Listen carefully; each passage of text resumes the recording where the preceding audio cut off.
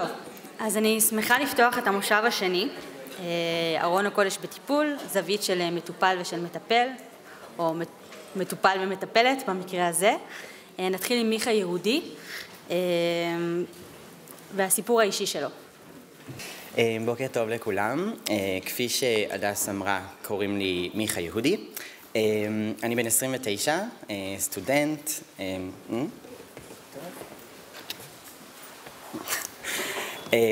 נשוי לישי, גדלתי ביישוב אלי, הלכתי לתיכון בירושלים,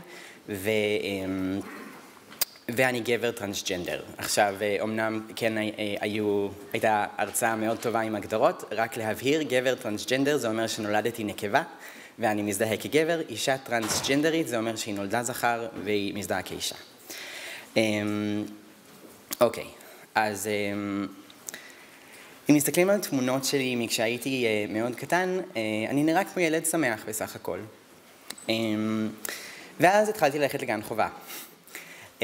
בגן חובה זה היה הרגע הראשון שהתחלתי להבין שילדים אחרים ואנשים אחרים חושבים שיש הבדל בין בנים לבנות.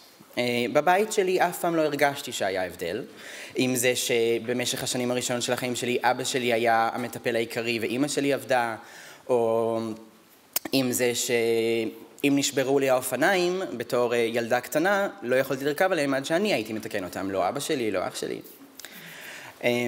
ואז בגן לא ידעתי להסביר מה, אבל כאילו התייחסו שונה בין הבנים והבנות.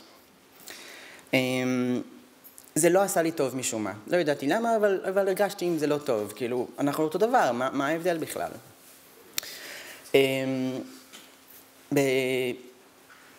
בהמשך עליתי ליסודי, ובמהלך השנים הראשונות של היסודי, הדבר היחיד שיכולתי להגיד זה שלא ידעתי למה, אבל הלכתי ונהייתי פחות ופחות שמח. לא היו לי אף פעם הרבה חברים, לפעמים היה חרם וכולי. לא הייתי ילד מאוד שקט, לא הייתי בולט במיוחד, אבל משום מה משהו לא ישב טוב לאנשים בעיניים ולא היו לי הרבה חברים. אני אקפוץ קדימה לכיתה ו', גיל 12, גיל בת מצווה, זמן מאוד מרגש ותחילת גיל ההתבגרות. בכיתה שלי, בהפסקות, כל הילדות התחילו לדבר על מי יותר מפותחת ממי, ומי צריכה דחוף שאימא שלה תקנה לה חזייה וכולי.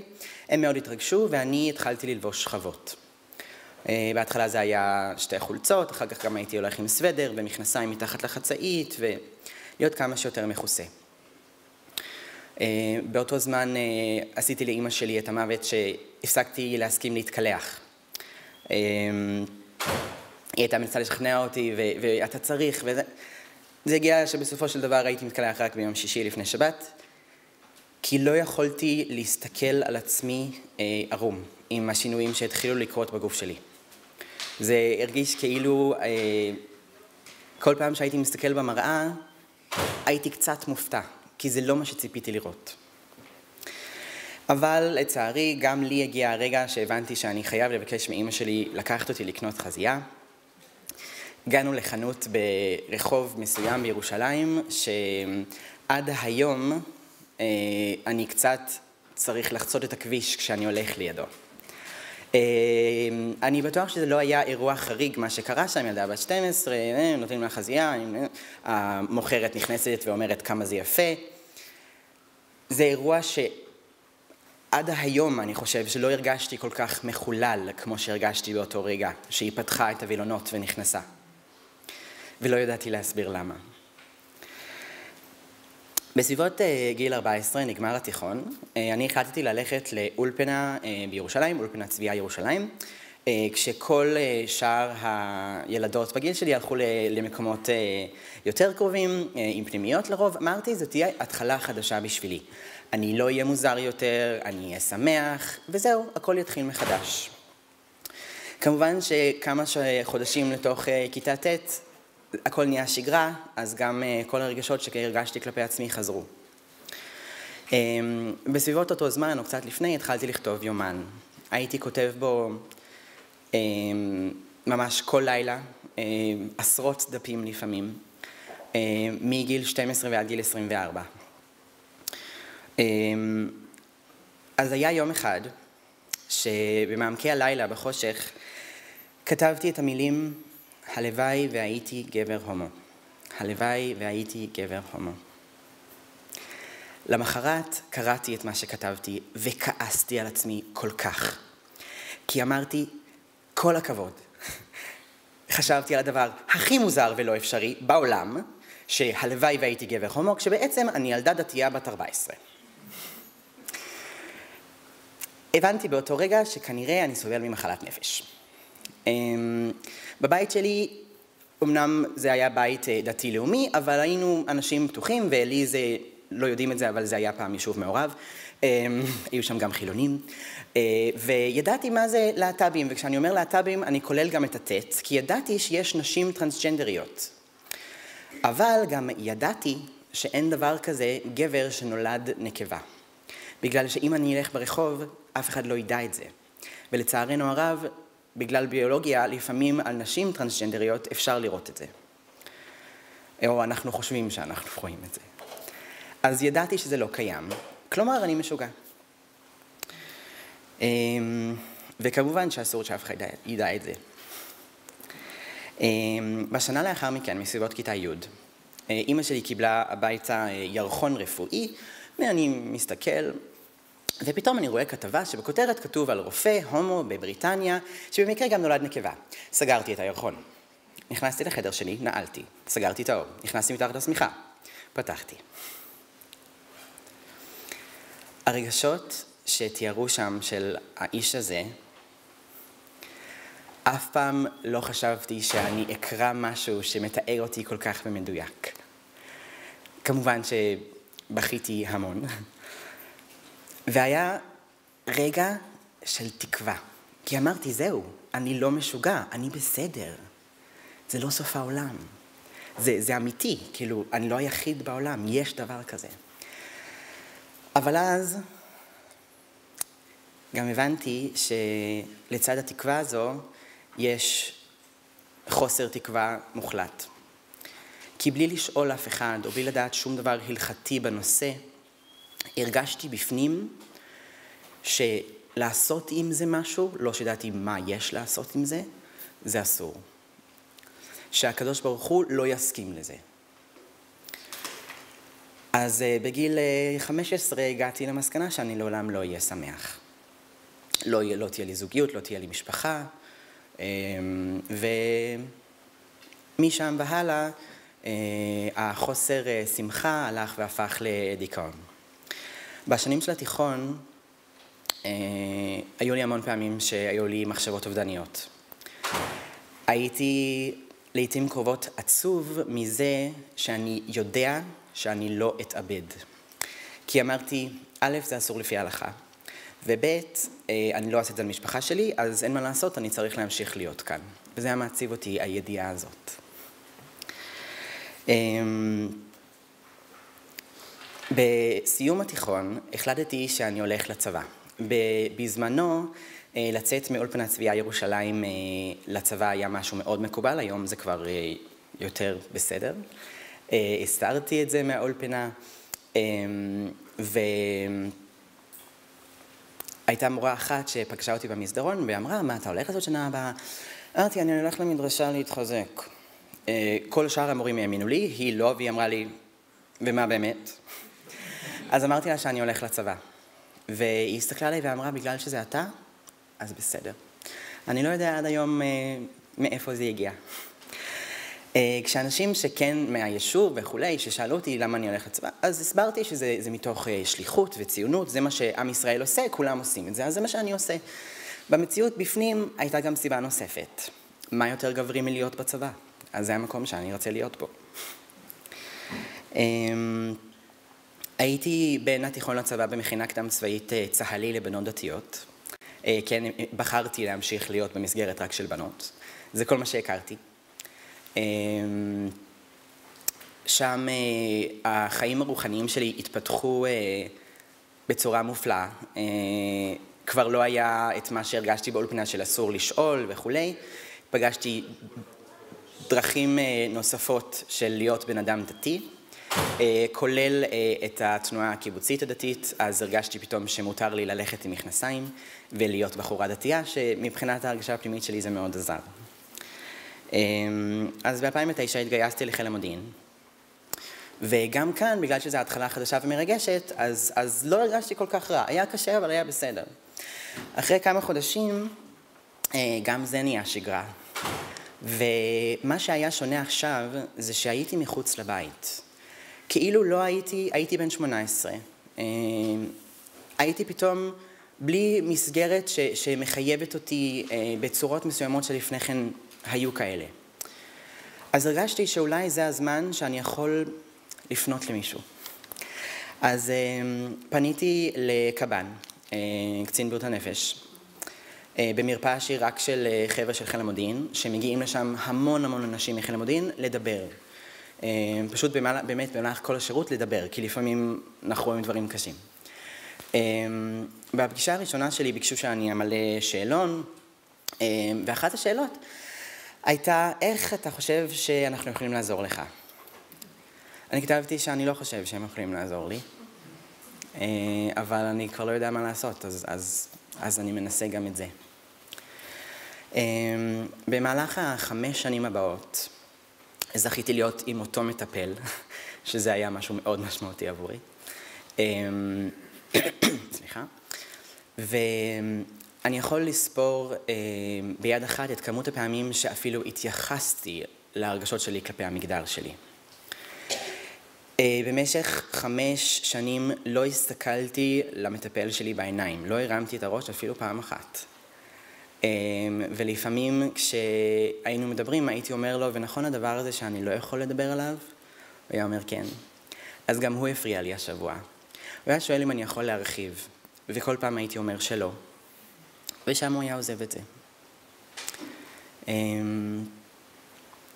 במהלך 5 שנים האלה בנוסף, כל כמה זמן הייתי פתאום מתעסק מאוד ברגשות שלי כלפי עצמי. הייתי חוקר ומסתכל באינטרנט, אפילו פעם אחת הכנסתי לאתר ששאלו שאלה הלכתית, לא עשיתי את הטעות הזאת שוב. ובשנת 2015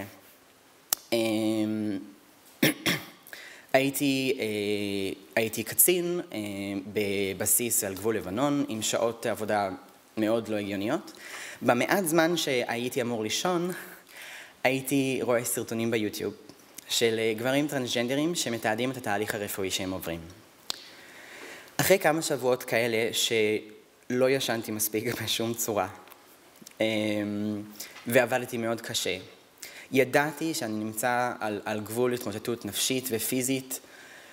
היו קורים פעמים שהייתה לי משימה לעשות ופשוט לא הייתי מסוגל, הייתי הולך, מתחבא מתחת לשולחן במשרד ובוכה.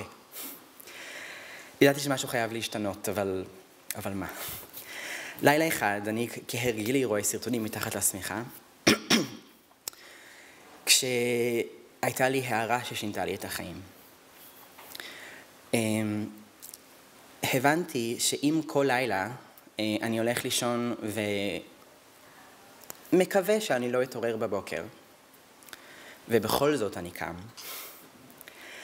אז מבחינתי זה אמר לי שהקדוש ברוך הוא רוצה שאני אהיה כאן, כי אחרת לא הייתי קם. הייתי יכול למות כל לילה, אבל לא. זה היה הפעם הראשונה שהגעתי למסקנה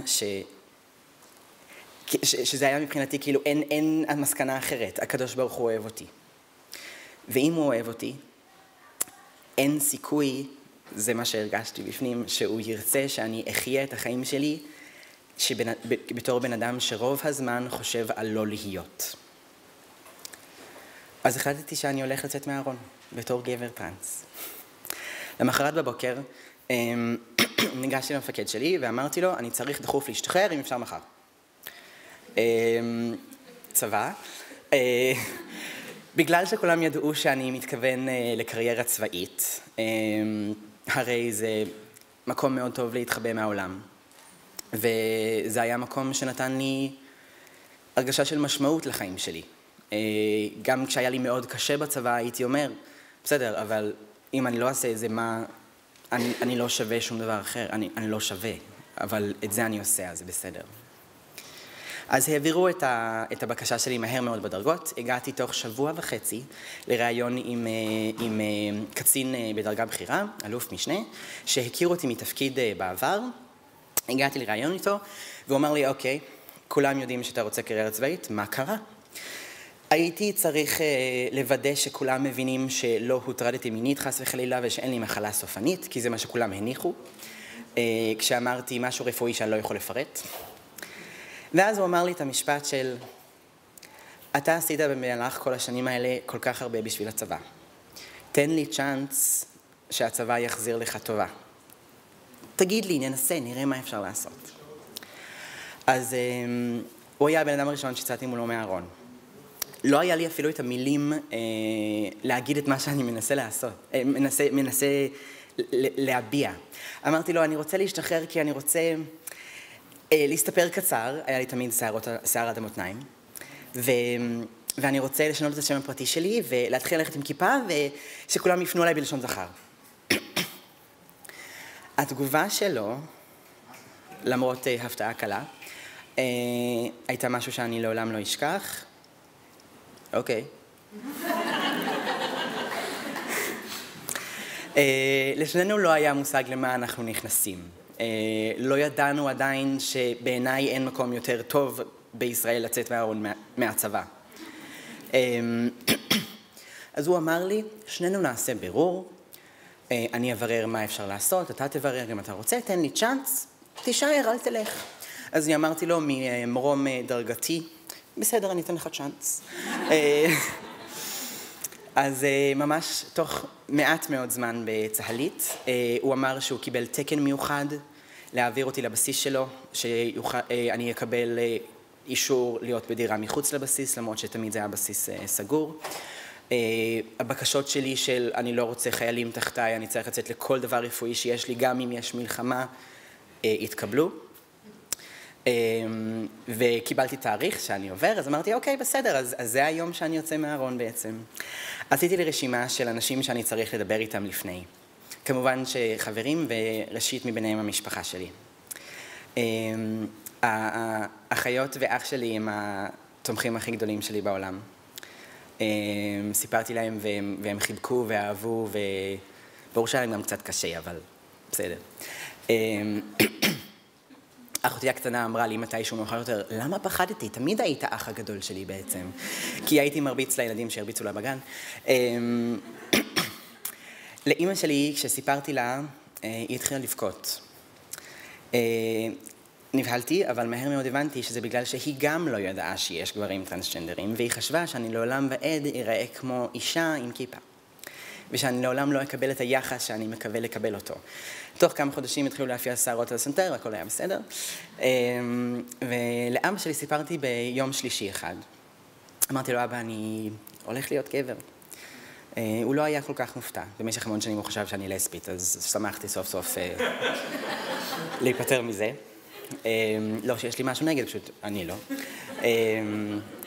וביום שישי התקשרתי אליו מהבסיס, לקבל את ברכת הילדים לשבת, והוא ישר החליף לי לשון זכר. במשך השנה וחצי לאחר מכן, הגעתי לבסיס החדש עם תספורת חדשה, כיפה ופרחים בשביל הקצינה שארגנה את זה, כי זה היה דבר גברי לעשות. והמשכתי לשרת. התחלתי טיפול הורמונלי, גרתי לבד בפעם הראשונה בחיים, וגיליתי המון דברים נפלאים שכשגרים לבד אפשר להסתובב בלי בגדים בתוך הדירה. וזו הפעם הראשונה שאי פעם בכלל הורדתי בגדים למשך יותר מזמן מקלחת. התחלתי להסתכל במראה ולהכיר את מי שאני רואה. התחלתי להרגיש בסדר, להרגיש אז יש לי למשל, נתברכתי בחזה מאוד קטן. It could be worse. אבל זה באמת היה ככה, התחלתי להבין, אוקיי, מה שיש לי זה גם בסדר. כאילו, יגיע הזמן וזה יסתדר. שלפני כן, זה לא היה מחשבה שאי פעם יכולתי לתאר שאני אחשוב אותה. אני זוכר בוקר אחד אחרי כמה חודשים שהתעוררתי ואמרתי לעצמי, אז ככה רוב האנשים מתעוררים בבוקר, פשוט שמחים בלי שום סיבה. עם זה הגיעו רגשות שמותר לי לרצות דברים אחרים. מגיע לי להשתחרר אם אני רוצה. הצבא ביקש שאני אשאר ואני אסיר תודה על הצבא בצורה שאני לא יכול לתאר, אבל השתחררתי. הלכתי ללמוד 2 בישיבה, סוג של ישיבה, מכון פרדס בירושלים למי שמכיר, ולהשלים פערים של גבר דתי צעיר, שלא היו לי, לא ידעתי איך דף גמרא נראה, לא ידעתי מה הכוריאוגרפיה של עלייה לתורה כשזימנו את התמים לעלות בבית כנסת, כי הם חשבו שאני בן 12 אני חושב, ובכל מצווה ומצווה למדתי שמחה שאף פעם לא דמיינתי מקיום מצוות. ואם היום אני מספר למישהו, אני אומר להם, אין סיכוי שהקדוש ברוך הוא היה רוצה שאני אהיה הבן אדם דיכאוני הזה לעומת הבן אדם שמקיים מצוות משמחה. אין השוואה בכלל, אין סיכוי. ושמעתי על ארגון שובל, אמרתי, זה המקום בשבילי, דתי ולהט"ב, ולספר לזה על אנשים מעולה.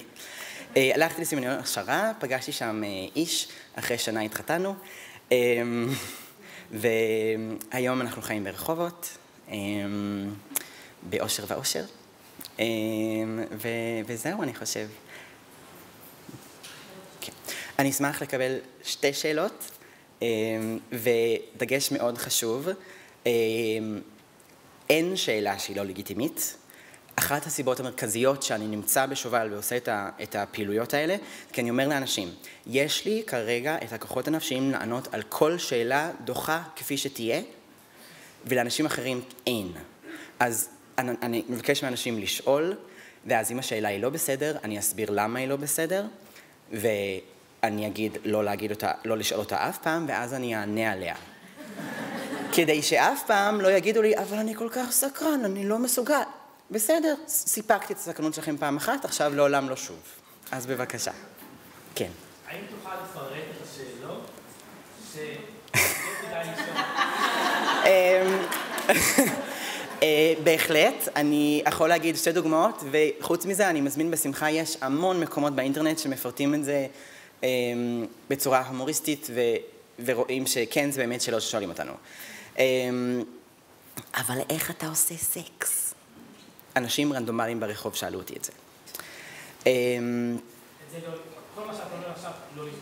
לא, אבל אותי כן, במושב הזה.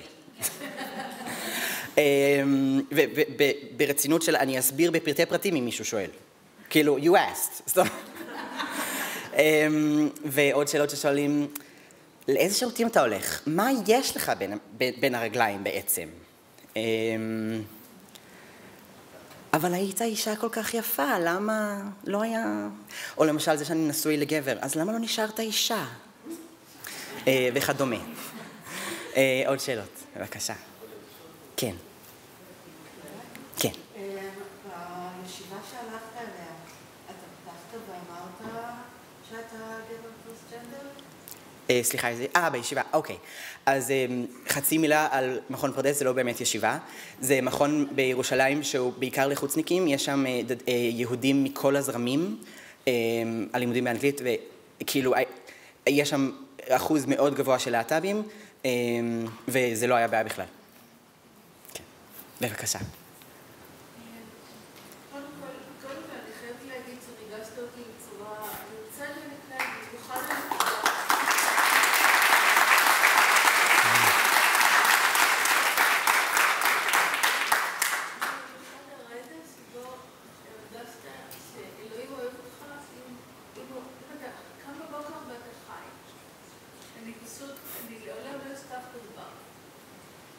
השאלה שלי היא, למה, זאת אומרת, אני מזהה שהייתה פה סתירה בין איך נולדת לבין איך שחווית את עצמך.